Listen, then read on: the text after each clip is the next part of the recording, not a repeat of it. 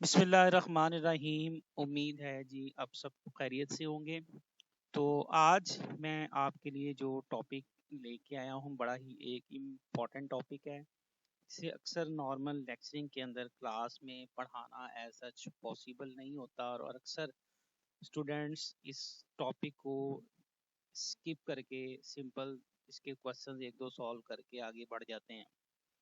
तो काफ़ी detail topic है, तो फिर मैंने सोचा है कि ये क्यों ना टॉपिक आप सबके साथ डिस्कस कर लिया जाए एक शॉर्ट वे में। मेरा ज़रा अपना एक डिफरेंट सा स्टाइल है इस टॉपिक को पढ़ाने का। मैट्रिसेस के चैप्टर नंबर 3 में 3.5 एक्सरसाइज से पहले ये कोई 12 या 13 पेजेस का टॉपिक है, तो मैं अपने एक स्टाइल के साथ इसे पढ़ाता हूँ। तो फिर मैंने सोचा क्यों ना आप सबके साथ भी ये टॉपिक जो है वो शेयर कर लिया जाए ताकि आपकी तैयारी में किसी किस्म की कोई कमी बेशी ना रह जाए। तो टॉपिक आपके सामने लिखा हुआ है कि सिस्टम ऑफ लीनियर इक्वेशंस। तो चलिए शुरू करते हैं और देखने की कोशिश करते हैं, समझने की कोशिश करते हैं कि इस टॉपिक में क्या चीज़ें बुक में डिस्कस की गई हैं और एमसीक्यू के पॉइंट ऑफ व्यू से ये टॉपिक बड़ा ही इम्पॉर्टेंट है।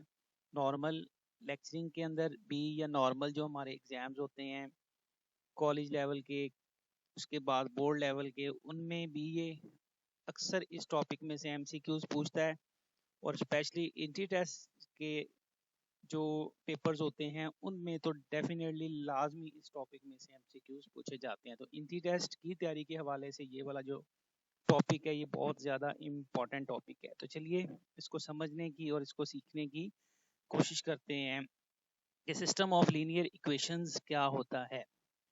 तो सिस्टम ऑफ लीनियर इक्वेशंस में हमारे पास ये दो किस्म के सिस्टम्स होते हैं, homogeneous system of linear equations and non homogeneous system of linear equations.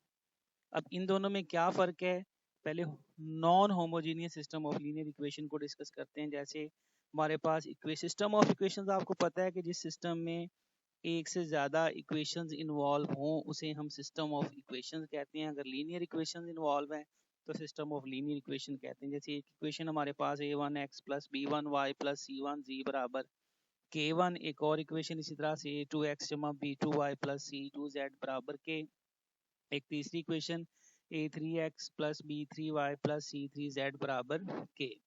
ठीक है।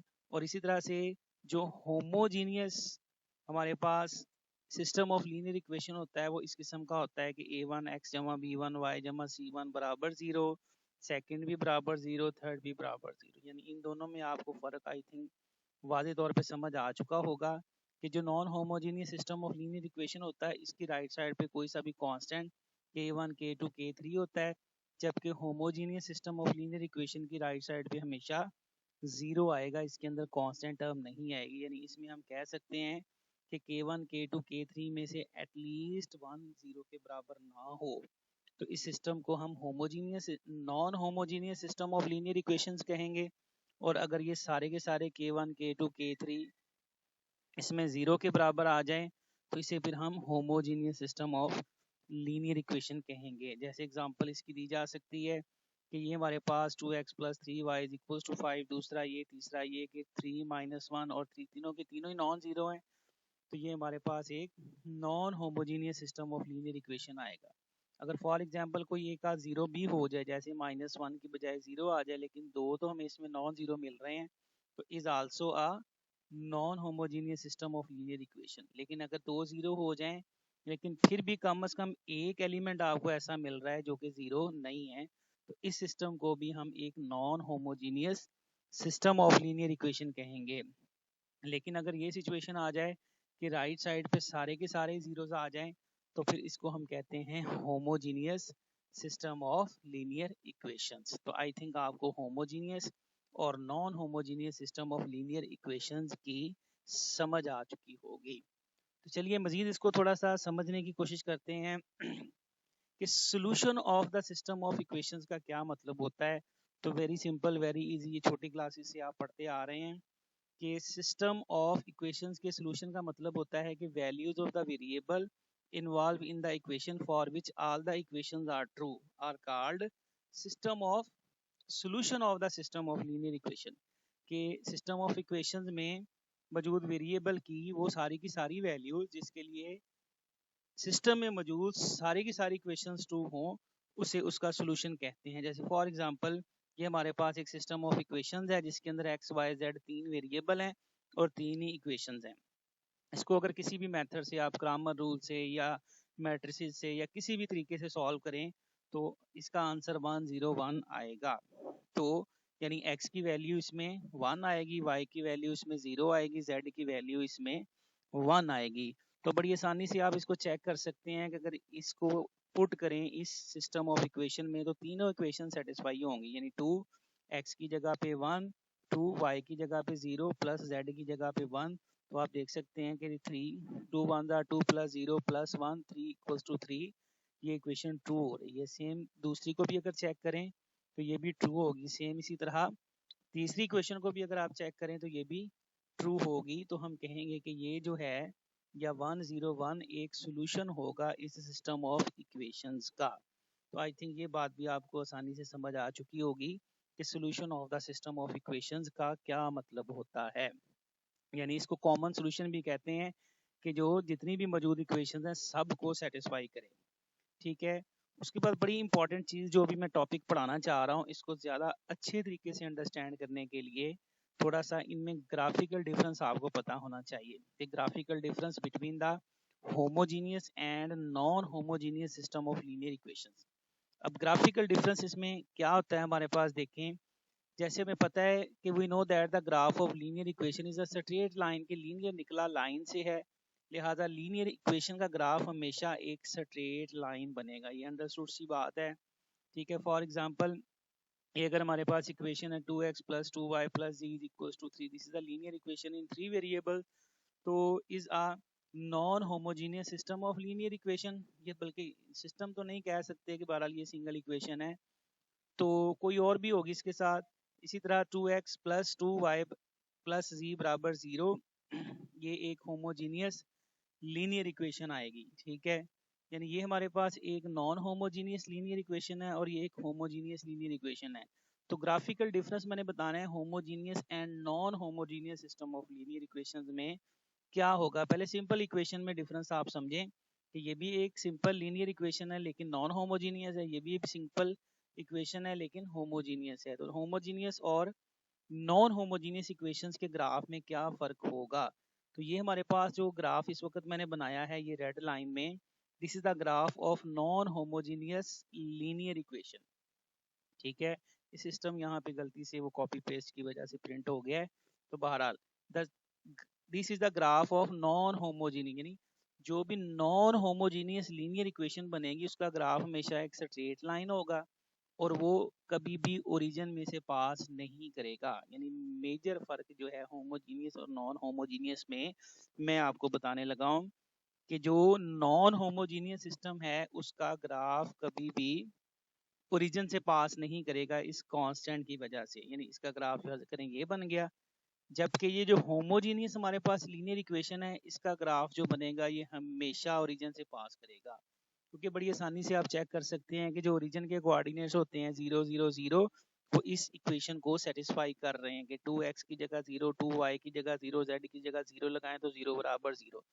यानी होमोजीनियस स्पेशली हमने नाम ही उस चीज का रखा है जिसका ताल्लुक ओरिजिन के साथ हो। ये सिंपल सी आपने बात याद रखनी है कि होमोजीनियस हमने नाम ही उस चीज का रखा है जिसका ताल्लुक ओरिजिन के साथ हो, यानी ओरिजिन उसको सेटिस्फाई करे।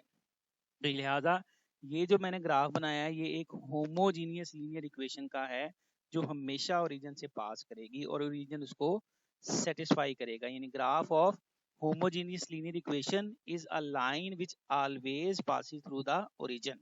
ये होमोजीनियस लीनियर इक्वेशन का ग्राफ एक ऐसी लाइन होगी जो हमेशा ओरिजिन से पास करेगी। क्लियरली द ओरिजिन जिसके कोऑर्डिनेट्स 0 0 0 होते हैं वो सेटिस्फाई करता है इस इक्वेशन को जो होमोजीनियस होती है। यानी x की जगह 0 लगाएं इस इक्वेशन में, अगर हम 2x की जगह 0 लगाएं, y की जगह 0, z की जगह 0 लगाएं तो 0 बराबर 0 जो कि ट्रू है। तो ये बड़ा ही एक इम्पॉर्टेंट एमसीक्यू बनता है जो अक्सर पूछा जाता है कि 0 0 will always be a solution of homogeneous linear equation। कि जो होमोजीनियस लीनियर इक्वेशन है हमेशा उसका एक सोल्यूशन 0 0 0 होता है लाजमी। ठीक है, इसके अलावा भी हो सकते हैं, पर 0 0 लाजमी होगा इसका एक सोल्यूशन, क्योंकि ये ओरिजिन से पास करेगी। आई थिंक आपको होमोजीनियस और नॉन होमोजीनियस इक्वेशंस का फर्क समझ आ चुका होगा कि नॉन होमोजीनियस जो ओरिजिन से ना पास करे और होमोजीनियस जो ओरिजिन में से पास करे। चलिए थोड़ा सा मजीद आगे बढ़ते हैं। उसके बाद है difference between unique and non unique solutions. अब थोड़ा सॉल्यूशंस की तरफ मैं आ रहा हूँ कि सॉल्यूशन हमारे पास दो किस्म के होते हैं non homogeneous system of linear equation के। एक होता है यूनिक और एक होता है नॉन यूनिक। तो पहले थोड़ा सा समझते हैं कि इनमें क्या फ़र्क है। As we discussed, graph of a linear equation is a straight line. ठीक है, when we solve a system of linear equations simultaneously, the solution we find is the common solution of all the equations involved in the system. ये भी मैंने बात आपको समझा दी कि जब हम एक सिस्टम ऑफ लीनियर इक्वेशन को सॉल्व करते हैं साइमल्टेनियसली, तो जो सोल्यूशन हमें मिलता है वो एक कॉमन सोल्यूशन होता है सारे सिस्टम का, सिस्टम के अंदर मौजूद सारी इक्वेशंस का। जैसे फॉर एग्जांपल अगर हमारे पास दो वेरिएबल में एक सिस्टम ऑफ लीनियर इक्वेशंस आता है, इसको जब हम सॉल्व करते हैं तो किसी भी मेथड से आप इसको सॉल्व कर सकते हैं। तो इसकी एक एक्स की वैल्यू मेरा ख्याल है 1 और y की वैल्यू -1, यानी इसका ये सोल्यूशन आएगा x की वैल्यू 1 और y की वैल्यू -1। तो ये दोनों का कॉमन सोल्यूशन होगा। आप चेक कर सकते हैं कि ये दोनों इक्वेशनों को सेटिस्फाई करेगा। अब ग्राफिकली जब हम इसको सॉल्व करते हैं तो इसका क्या मतलब होता है कि जब दो इक्वेशनों को या लीनियर इक्वेशनों को हम सॉल्व करते हैं तो आपको पता है कि जो लीनियर इक्वेशन होती है उसका ग्राफ एक स्ट्रेट लाइन होता है। तो ये लीनियर इक्वेशन का ग्राफ फर्ज करें कि ये बन गया जिसकी इक्वेशन x - y = 3 है, और ये जो दूसरी इक्वेशन है x + y = 1, इसका ग्राफ ये बन गया। ठीक है, ठीक है, तो ये जो है इन दोनों का पॉइंट ऑफ इंटरसेक्शन है। तो फिर जो जब हम दो लाइनों को सॉल्व करते हैं, दो इक्वेशनों को, लीनियर इक्वेशनों को सॉल्व करते हैं, तो जो आंसर होता है वो असल में इन दोनों लाइनों के पॉइंट ऑफ इंटरसेक्शन को रिप्रेजेंट करता है कि ये जो पॉइंट होगा ये 1 और -1 होगा।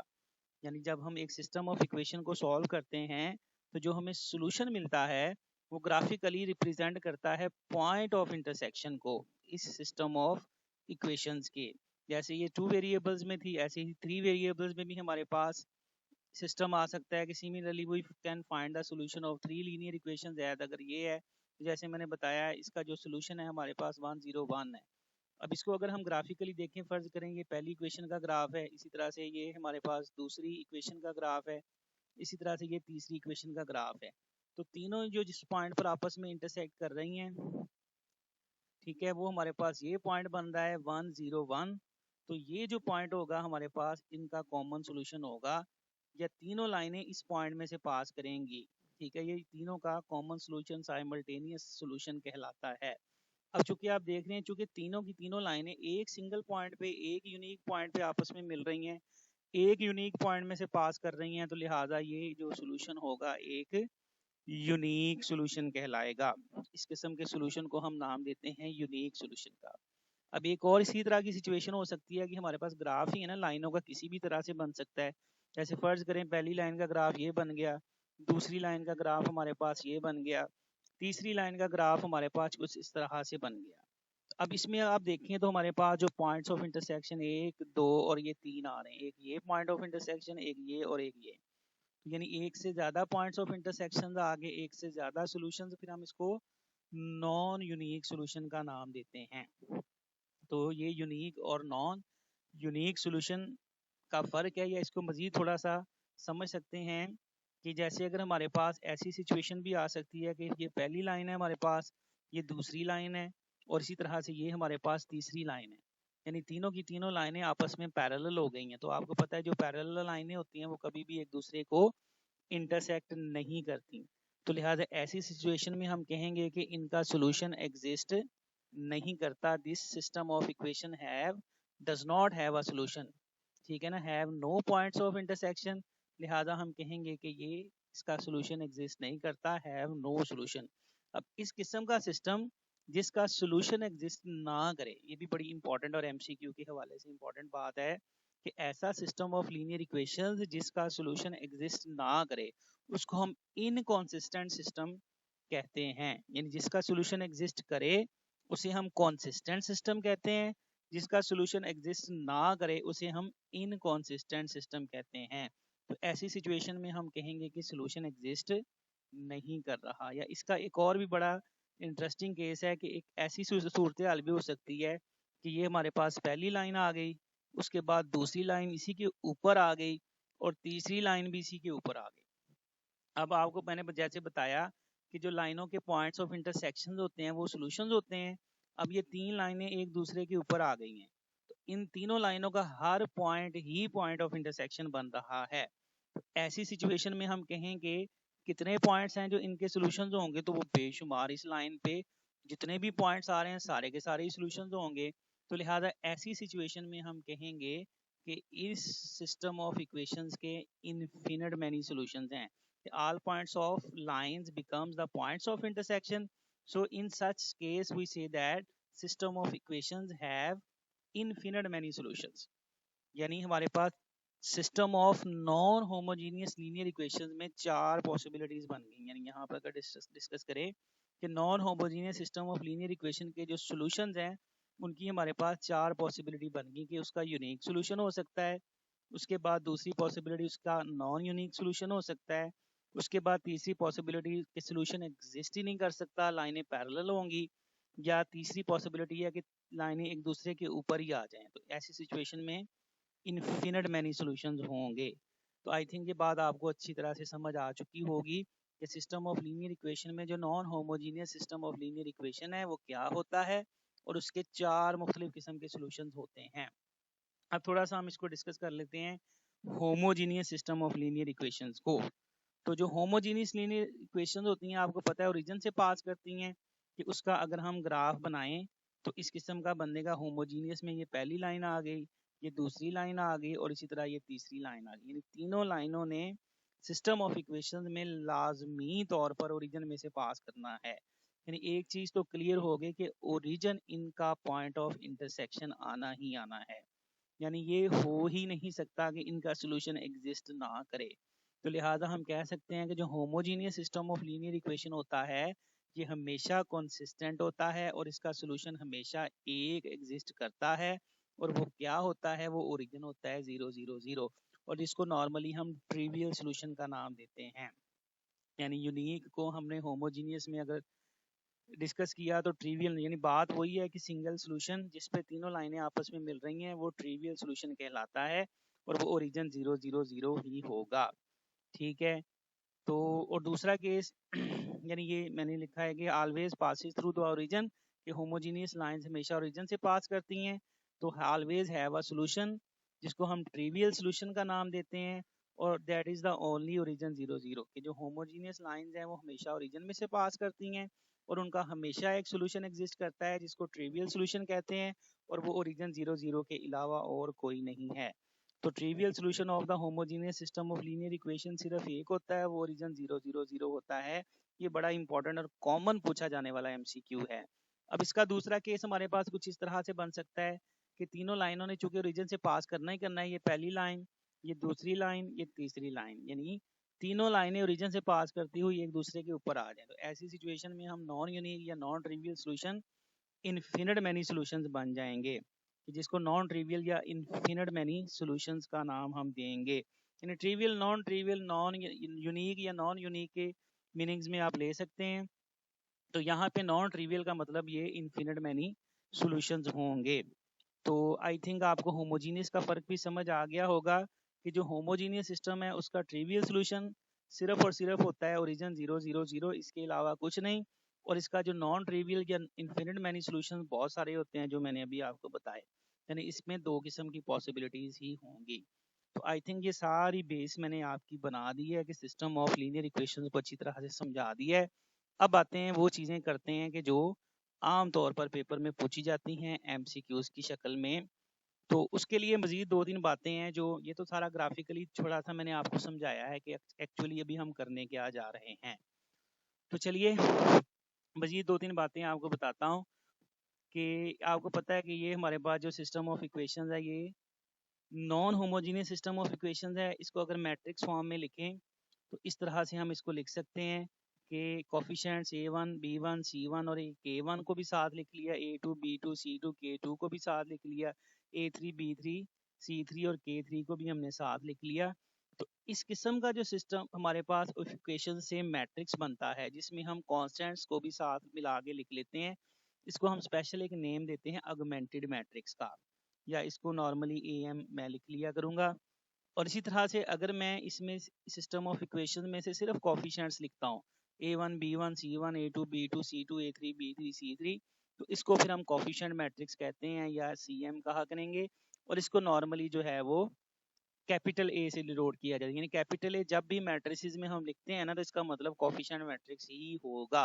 ये बात भी आपने याद रखनी है, ठीक है। ऑगमेंटेड मैट्रिक्स जिसके अंदर कोफिशिएंट्स के साथ साथ कांस्टेंट्स को भी लिख लें, और कोफिशिएंट में सिर्फ कोफिशिएंट्स को ही लिखते हैं। ऑगमेंटेड मैट्रिक्स को AM, कोफिशिएंट मैट्रिक्स को CM हम कहेंगे, और इसको आमतौर पर A से डिनोट किया जाता है।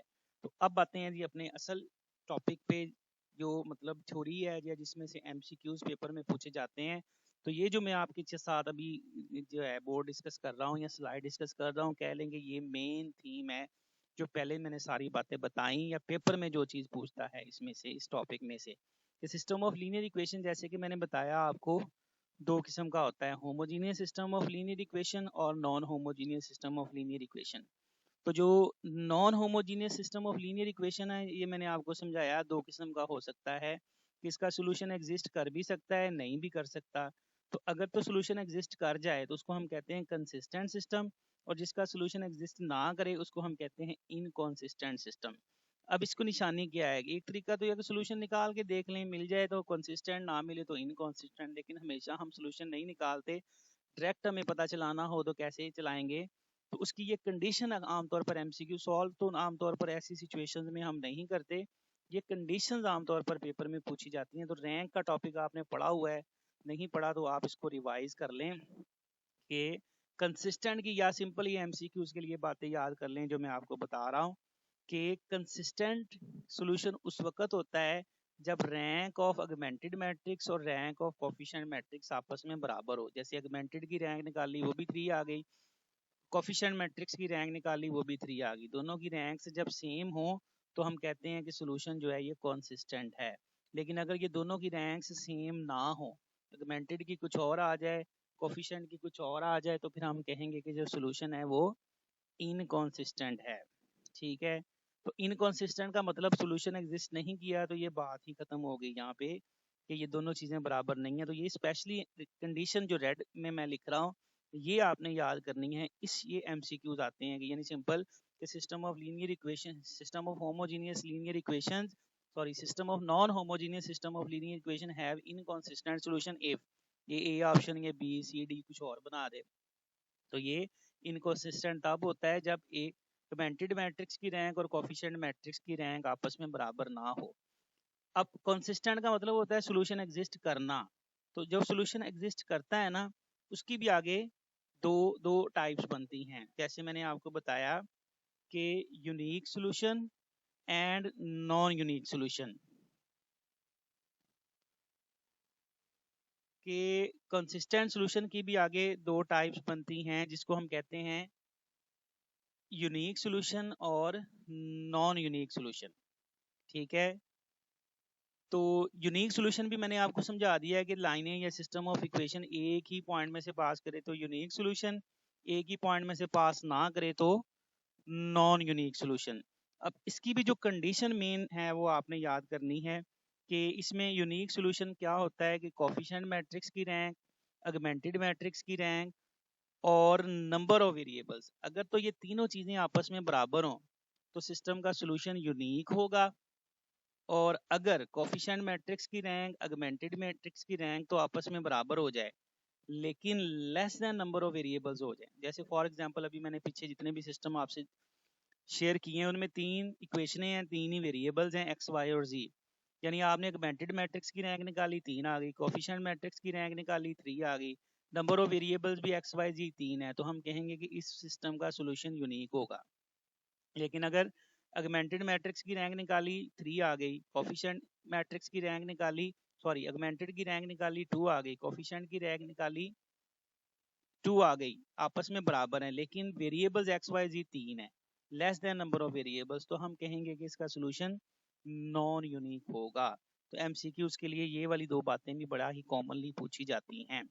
इसके अलावा एक और इसकी बड़ी मशहूर कंडीशन है जिसे क्वेश्चंस को सॉल्व करने के लिए हम यूज करते हैं, कि वो ये होती है, जैसे ए मैंने बताया कोफिशिएंट मैट्रिक्स है, तो system of non homogeneous linear equation का सॉल्यूशन यूनिक होगा अगर इसके कोफिशिएंट मैट्रिक्स का डिटर्मिनेंट जीरो ना हो। यानी ये भी कंडीशन है, अल्टरनेटिवली ये भी कंडीशन है कि अगर कोफिशिएंट मैट्रिक्स का डिटर्मिनेंट नॉन सिंगुलर, यानी कोफिशिएंट मैट्रिक्स नॉन सिंगुलर हो, इसका डिटर्मिनेंट जीरो ना हो, तो सॉल्यूशन यूनिक होगा। और अगर नॉन यूनिक हो तो फिर कोफिशिएंट मैट्रिक्स का डिटर्मिनेंट जीरो के बराबर होगा। तो आपको पता है एक्सरसाइज के क्वेश्चंस को यूज करने के लिए हम आमतौर पर ये कंडीशन यूज करते हैं कि फाइंड द वैल्यू ऑफ के या lambda for which the system have non unique solution. तो हम डिटर्मिनेंट को जीरो करके के या लैम्डा की वैल्यू निकाल लेते हैं। तो ये हमारे पास हो गया जी non homogeneous system of linear equation, consistent solution exist करना, इनकंसिस्टेंट सॉल्यूशन एग्जिस्ट ना करना। कंसिस्टेंट तब होता है जब ऑगमेंटेड मैट्रिक्स की रैंक और कोफिशिएंट मैट्रिक्स की रैंक बराबर हो, और अगर ये बराबर ना हो तो इनकंसिस्टेंट सॉल्यूशन एग्जिस्ट नहीं करता। अब कंसिस्टेंट का मतलब सॉल्यूशन एग्जिस्ट किया, तो सॉल्यूशन दो किस्म का हो सकता है जो एग्जिस्ट करता है, यूनिक या नॉन यूनिक। यूनिक तब होगा जब ऑगमेंटेड मैट्रिक्स की रैंक, कोफिशिएंट मैट्रिक्स की रैंक, नंबर ऑफ वेरिएबल्स बराबर हो, या फिर ए का डिटर्मिनेंट जीरो ना हो। लेकिन अगर दोनों चीजें बराबर हैं लेकिन वेरिएबल्स की तादाद से कम है, तो फिर हम कहेंगे कि सोल्यूशन जो है वो नॉन यूनिक है, या कोफिशिएंट मैट्रिक्स का डिटर्मिनेंट जीरो होगा। तो ये था हमारा नॉन होमोजीनियस सिस्टम। अब आते हैं homogeneous system of linear equation. जैसे मैंने अभी समझाया कि ये हमेशा ओरिजिन से पास करता है, तो हमेशा ये कंसिस्टेंट होगा। तो इसके भी आगे दो किस्म के सॉल्यूशंस होते हैं हमारे पास, जैसे ट्रिवियल और नॉन ट्रिवियल। ये वही चीज ही है कि यूनिक या नॉन यूनिक को हमने ट्रिवियल और नॉन ट्रिवियल का नाम दे दिया है। जैसे मैंने आपको समझाया है कि इसका जो ट्रिवियल सॉल्यूशन है वो सिर्फ एक ही होगा, ओरिजिन 0 0 0। इसके अलावा कोई इसका ट्रिवियल सॉल्यूशन नहीं है, और सिर्फ इसका ट्रिवियल सॉल्यूशन एग्जिस्ट तब करेगा जब ए का डिटर्मिनेंट जीरो ना हो। यानी ए का डिटर्मिनेंट जीरो ना हो, इसका सिर्फ ट्रिवियल सॉल्यूशन ओरिजिन 0 0 होगा, इसके अलावा और कोई सॉल्यूशन नहीं होगा इसका। लेकिन अगर ए का डिटर्मिनेंट जीरो हो जाए, तो जैसे मैंने दूसरा केस आपको बताया कि लाइनें एक दूसरे के साथ ओवरलैप कर जाएंगी, और सॉल्यूशन जो है वो नॉन ट्रिवियल या इनफिनिट मैनी सॉल्यूशंस आएंगे। नॉन ट्रिवियल भी कह सकते हैं, इनफिनिट मैनी भी कह सकते हैं। तो मेन ये कंडीशंस आपने याद करनी है कि system of homogeneous linear equation have trivial solution जो कि ओरिजिन 0 0 होता है, और ये कब एग्जिस्ट करता है, जो कि ए का डिटर्मिनेंट जीरो ना हैव। अच्छा, ये भी बड़ा इंपॉर्टेंट एमसीक्यू बनता है, a homogeneous system of linear equation have only trivial solution if, तो उसकी कंडीशन ये है कि a determinant is not equals to 0, या system of homogeneous linear equations have inconsistent solution if condition a b c d लगा दे, तो ये आई catcher question इसको कहते हैं। तो ये कभी भी इनकंसिस्टेंट होता ही नहीं है, ये हमेशा कंसिस्टेंट होता है। इस चीज को ध्यान में रखते हुए आंसर करना है, ठीक है। और ये भी एमसीक्यू में पूछ सकता है कि system of homogeneous linear equation have non trivial solution या infinite many solutions if A option A determinant equals to 0, B option A C D, इसी तरह से कोई और बना दे। इस तरह से मेन ये जो आपके सामने मैंने टेबल बनाया है, इसमें ये जो रेड में मैंने चीजें लिखी हुई हैं, ये आपको अच्छे तरीके से आनी चाहिए और समझ आनी चाहिए, ताकि किसी भी तरह का अगर पेपर में सवाल आ जाता है तो आप इसका आंसर कर सकें। तो उम्मीद है जी आपको ये वाला टॉपिक अच्छे तरीके से समझ आ चुका होगा। तो मजीद आपको इसको क्लियर करना चाहते हैं तो बुक पे जो पेजेस इसके रेलेवेंट आपको दिए गए हैं वो सारे के सारे एक दफ़ा रीड करें, तो आपको ये सारी जो लिखी हुई चीज़ें हैं वर्डिंग में मिल जाएंगी। अदरवाइज मेरी वीडियो को एक दो दफ़ा रिपीट करके देखेंगे तो आपको बड़ी आसानी से ये सारी चीज़ें समझ आ जाएंगी। तो उम्मीद है जी आपको ये लेक्चर पसंद आया होगा। तो अगर तो आप इस चैनल को सब्सक्राइब किया है तो वेल एंड गुड, अगर नहीं किया तो डेफिनेटली आपको अब सब्सक्राइब करना चाहिए। आपके सामने है कि ये बड़ी मेहनत से मैंने ये वीडियो क्रिएट की है, बनाई है। तो बाकी फिर इंशाल्लाह नेक्स्ट वीडियो में कोई नया टॉपिक लेके आपके साथ गपशप करूँगा।